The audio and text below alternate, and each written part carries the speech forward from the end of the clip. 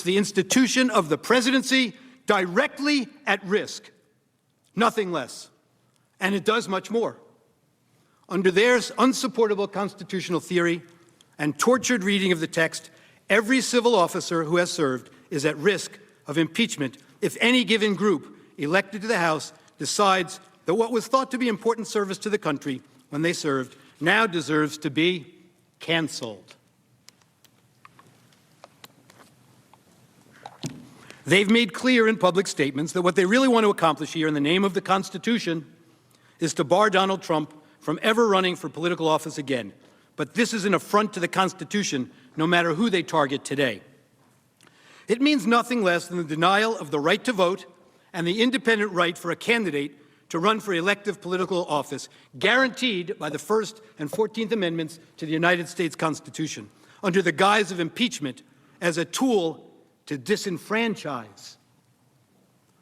Perhaps my friend put the situation simply and sharply into focus last week on his radio show.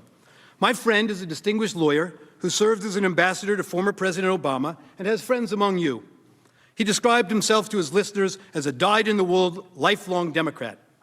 But, he said, the idea of 100 people in these circumstances deciding that tens of millions of American voters cannot cast their vote for their candidate for president ever again is unthinkable, and it truly should be. I will discuss today several reasons this matter should not and must not proceed, why the Senate lacks jurisdiction to conduct this trial of a former president, a president no longer in office and now a private citizen. Any single reason in our trial memorandum or discussed today suffices. But I want to start with a discussion of the fundamental due process lacking from the start, and that would last through the end if this goes forward, because it is this irretrievably flawed process and its product, a dangerous snap impeachment, that brings us here and that threatens to send a message into the future that we will all regret forever, and that stain this body, which up to now our founding fathers believed was uniquely suited for the most difficult task of conducting an impeachment trial, as Mr. Hamilton wrote in Federalist 65. These aren't just niceties. I make no apology for demanding in your name, in the name of the Constitution, that the rights to due process guaranteed under the Constitution are adhered to in a process as serious as this in our national lives. The denial of due process in this case, of course, starts with the House of Representatives. In this unprecedented snap impeachment process, the House of Representatives denied every attribute of fundamental constitutional due process that Americans correctly have come to believe is part of what makes this country so great. How and why did that happen? It is a function of the insatiable lust for impeachment in the House for the past 4 years. Consider this. I want to say this for Donald Trump, who I may well be voting to impeach. Donald Trump has already done a number of things which legitimately raise the question of impeachment. I don't respect this president, and I will fight every day until he is impeached. That is grounds to start impeachment proceedings. Those are grounds to start impeachment. Those are grounds to start impeachment proceedings. Yes, I think that's grounds to start impeachment proceedings. I rise today, Mr. Speaker, to call for the impeachment of the President of the United States of America. I continue to say, impeach him! Impeach 45! Impeach 45! So we're calling upon the House to begin impeachment hearings immediately. On the impeachment of Donald Trump, would you vote yes or no? I would vote yes. I would vote to impeach. Because we're going to go. The fact is, I introduced articles of impeachment in July of 2017. If we don't impeach this president, he will get reelected. My oath requires me to be for impeachment, have an impeachment hearing. He needs the scarlet eye on his chest. The representatives should begin impeachment proceedings against this president. It is time to bring impeachment charges against him. Bring impeachment charges. My personal view is that he richly deserves impeachment. I'm here at an impeachment rally, and we are ready to impeach the...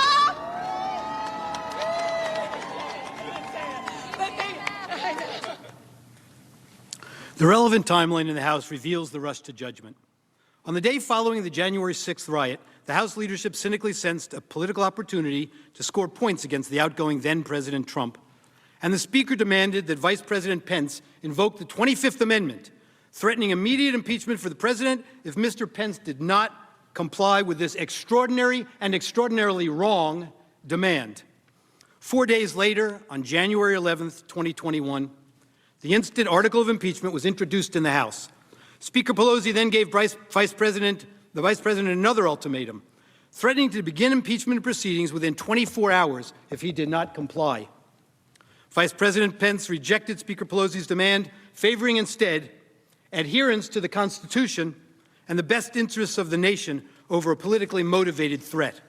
On January 12th, Speaker Pelosi announced who the 9 impeachment managers would be, and on January 13th, 2021, just days after holding a press conference to announce the launching of an inquiry, the House adopted the article of impeachment, completing the fastest impeachment inquiry in history and according President Trump no due process at all, over strong opposition based in large part on the complete lack of due process. To say there was a rush to judgment by the House would be a grave understatement. It is not as if the House members who voted to impeach were not mightily warned about the dangers to the institution of the presidency and about our system and to our system of due process. They were warned in the strongest of terms from within their own ranks, adamantly, clearly, and in no uncertain terms, not to take this dangerous snap impeachment course. Those warnings were framed in the context of the constitutional due process that was denied here. Consider the warnings given by one member during the House proceedings, pleading with the other members to accord this decision the due process the Constitution demands. This is Representative Cole of Oklahoma. With only 1 week to go in his term, the majority is asking us to consider a resolution impeaching President Trump. And they do so knowing full well that even if the House passes the resolution, the Senate will not be able to begin considering these charges until after President Trump's term ends. I can think of no action the House can take that is more likely to further divide the American people than the action we are contemplating today. Emotions are clearly running high, and political divisions have never been more apparent in my lifetime, Representative Cole said. Mr. Cole's words on the floor, emphasizing the care that must be taken with respect to the consideration of an article of impeachment, echoed the concerns by our founding fathers on this subject. Listen to this from Mr. Hamilton in Federalist number 65. Quote, "A well-constituted court for the trial of impeachments is an object not more to be desired than difficult to be obtained in a government wholly elective. The prosecution of them, for this reason, will seldom fail to agitate the passions of the whole community and to divide into parties more or less friendly or inimical to the accused. In many cases, it will connect itself with pre-existing factions and will enlist all their animosities, partialities, influence, and interest on one side or on the other. In such cases, there will always be the greatest danger that the decision will be regulated more by the comparative strength of parties than by the real demonstrations of innocence or guilt." Prescient thinking by Mr. Hamilton, as we see often. And what I say to you is a proof of the need for due process based on the critically serious nature of the singular role the impeachment process has in our government. Mr. Hamilton characterized the consideration of an impeachment in these terms: the delicacy and magnitude of a trust which so deeply concerns the political reputation and existence of every man engaged in the administration of public affairs speak for themselves. This, too, in Federalist 65. Now back to the House and the warnings against this rush judgment in this case. Mr. Cole of Oklahoma again. In the name of healing, a path forward, he said, our people so desperately need, he warned that, quote, "The House is moving forward erratically with a truncated process that does not comport with the modern practice and that will give members no time to contemplate the serious nature of action before us."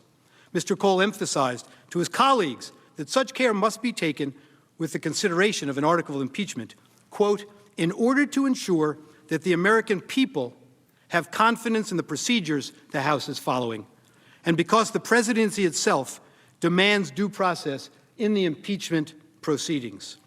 Congressman Cole continued, "Unfortunately," this is a quote, "the majority has chosen to race to the floor with a new article of impeachment, foregoing any investigation, any committee process, or any chance for members to fully contemplate this course of action before proceeding. Mr. Cole complained that the majority is failing to provide the House with an opportunity to review all the facts which are still coming to light, to discuss all the evidence, to listen to scholars, to examine the witnesses, and to consider precedents.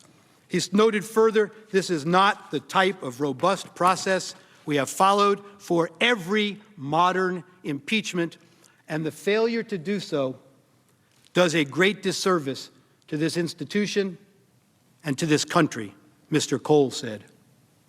Mr. Cole complained right on the House floor that rather than following the appropriate processes, he said the House has used in every modern impeachment, the majority is rushing to the floor, tripping all over themselves in their rush to impeach the president a second time. And in Mr. Cole's words, it was doing so to, quote, settle scores. And he warned that this snap impeachment approach would cause great division as the country looks ahead to the start of a new administration. He said to them, in a matter as grave and consequential as impeachment, shouldn't we follow the same process we've used in every modern impeachment rather than rushing to the floor? And he implored them, on behalf of generations of Americans to come, we need to think more clearly about the consequences of our action today. And Mr. Cole then reached across the aisle and credited a member of this body, Senator Manchin, with having voiced similar sentiments about how ill-advised this rushed process was, suggesting that the underlying events were a matter for the judicial system to investigate, not one for a rushed political process. Finally, Mr. Cole admonished his fellow House members, telling them, we need to recognize that we are following a flawed process. The alarm Mr. Cole sounded went unheeded. Now let us consider the process in the House that actually was due. The House managers assert in the All right, we're hearing more debate remarks from lawyer David Schoen, one of the attorneys representing former President Donald Trump. We just need to step aside and take a break. We'll get back to the Senate floor in just a moment. And later today, we're going to have that vote. We're going to find out if this process is in fact constitutional. Trump's lawyers are saying no way. The House impeachment managers are saying yes. We'll see what happens with the vote later right here on Court TV Live.